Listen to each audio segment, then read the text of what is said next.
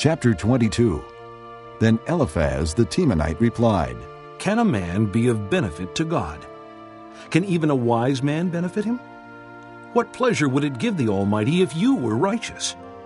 What would he gain if your ways were blameless? Is it for your piety that he rebukes you and brings charges against you? Is not your wickedness great? Are not your sins endless? You demanded security from your brothers for no reason. You stripped men of their clothing, leaving them naked. You gave no water to the weary, and you withheld food from the hungry, though you were a powerful man, owning land, an honored man, living on it. And you sent widows away empty-handed and broke the strength of the fatherless. That is why snares are all around you, why sudden peril terrifies you, why it is so dark you cannot see, and why a flood of water covers you. Is not God in the heights of heaven? And see how lofty are the highest stars. Yet you say, What does God know? Does he judge through such darkness? Thick clouds veil him, so he does not see us as he goes about in the vaulted heavens. Will you keep to the old path that evil men have trod?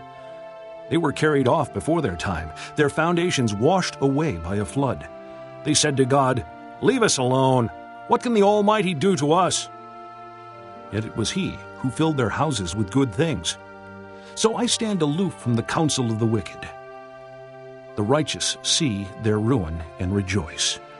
The innocent mock them, saying, Surely our foes are destroyed, and fire devours their wealth.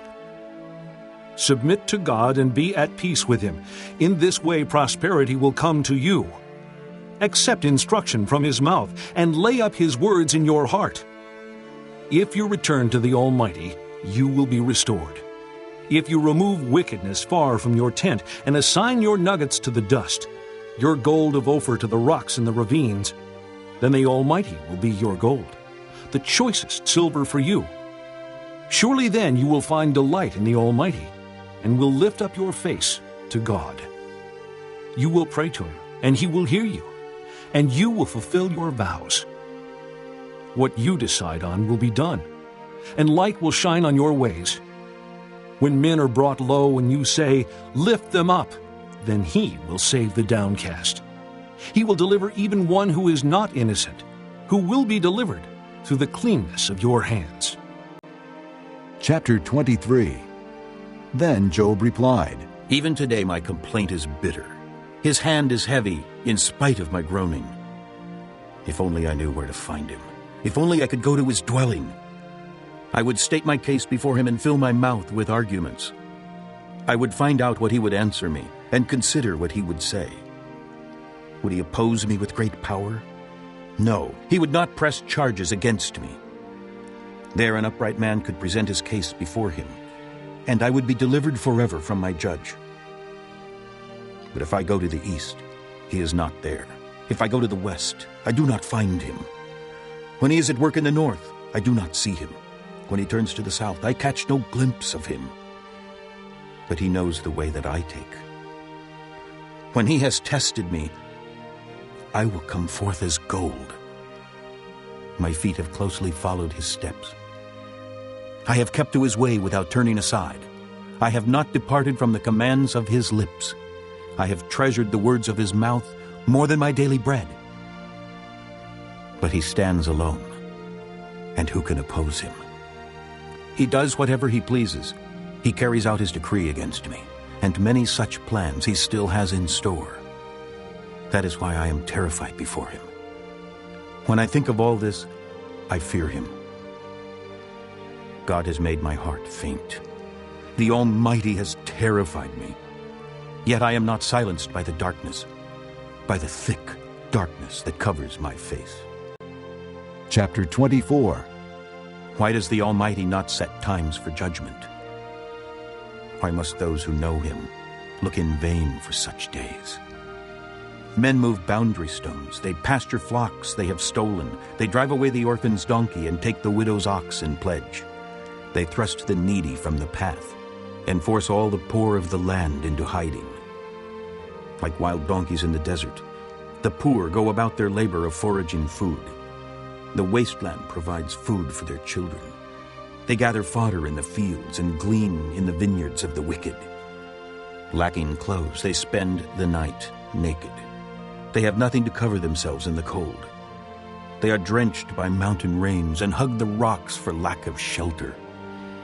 The fatherless child is snatched from the breast. The infant of the poor is seized for a debt. Lacking clothes, they go about naked.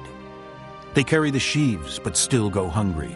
They crush olives among the terraces. They tread the wine presses, yet suffer thirst. The groans of the dying rise from the city, and the souls of the wounded cry out for help. But God charges no one with wrongdoing. There are those who rebel against the light, who do not know its ways or stay in its paths. When daylight is gone, the murderer rises up and kills the poor and needy.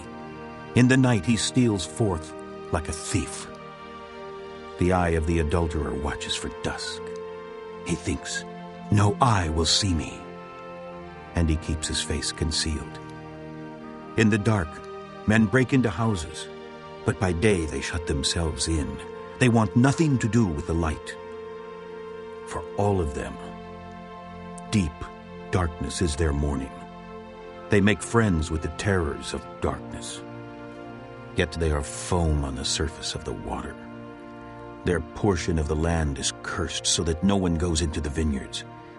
As heat and drought snatch away the melted snow, so the grave snatches away those who have sinned. The womb forgets them.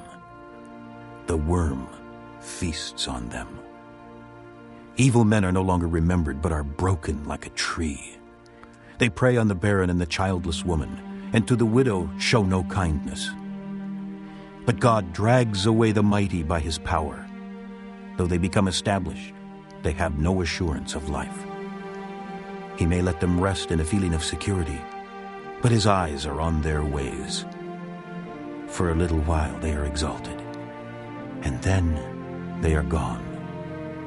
They are brought low and gathered up like all others. They are cut off like heads of grain. If this is not so, who can prove me false and reduce my words to nothing? Chapter 25. Then Bildad the Shuhite replied, Dominion and awe belong to God. He establishes order in the heights of heaven. Can his forces be numbered? Upon whom does his light not rise? How then can a man be righteous before God? How can one born of woman be pure? If even the moon is not bright and the stars are not pure in his eyes, how much less man, who is but a maggot, a son of man, who is only a worm? Chapter 26. Then Job replied, How you have helped the powerless, how you have saved the arm that is feeble. What advice you have offered to one without wisdom, and what great insight you have displayed. Who has helped you utter these words, and whose spirit spoke from your mouth? The dead are in deep anguish, as beneath the waters and all that live in them. Death is naked before God. Destruction lies uncovered. He spreads out the northern skies over empty space. He suspends the earth over nothing.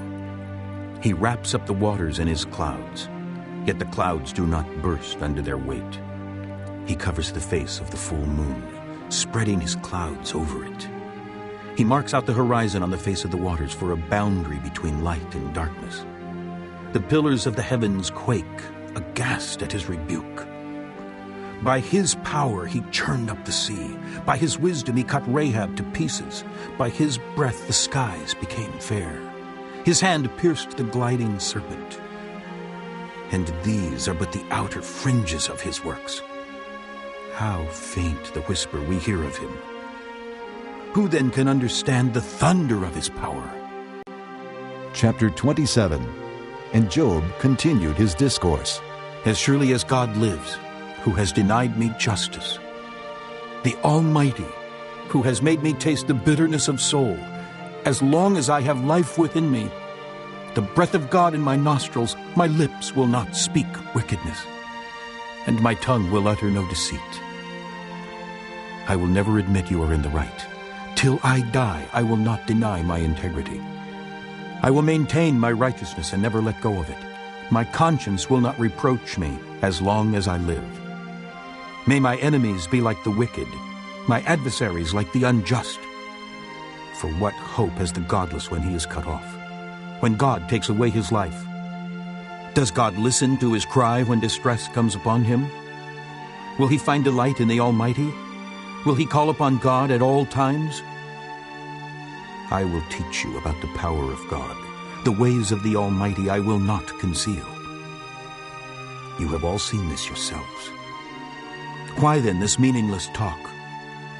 Here is the fate God allots to the wicked, the heritage a ruthless man receives from the Almighty. However many his children, their fate is the sword. His offspring will never have enough to eat. The plague will bury those who survive him, and their widows will not weep for them. Though he heaps up silver like dust and clothes like piles of clay, what he lays up the righteous will wear, and the innocent will divide his silver. The house he builds is like a moth's cocoon, like a hut made by a watchman. He lies down wealthy, but will do so no more. When he opens his eyes, all is gone. Terrors overtake him like a flood. A tempest snatches him away in the night. The east wind carries him off and he is gone. It sweeps him out of his place. It hurls itself against him without mercy as he flees headlong from its power. It claps its hands in derision and hisses him out of his place. Chapter 28. There is a mine for silver in a place where gold is refined. Iron is taken from the earth, and copper is smelted from ore. Man puts an end to the darkness. He searches the farthest recesses for ore in the blackest darkness.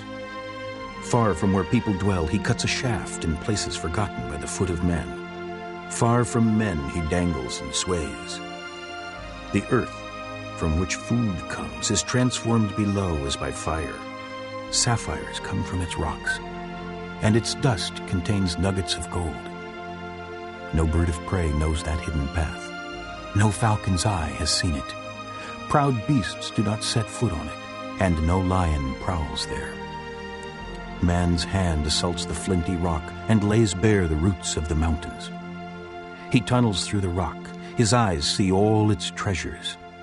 He searches the sources of the rivers and brings hidden things to light. But where can wisdom be found? Where does understanding dwell? Man does not comprehend its worth. It cannot be found in the land of the living. The deep says, "It is not in me." The sea says, "It is not with me." It cannot be bought with the finest gold, nor can its price be weighed in silver. It cannot be bought with the gold of Ophir, with precious onyx or sapphires. Neither gold nor crystal can compare with it, nor can it be had for jewels of gold. Coral and jasper are not worthy of mention.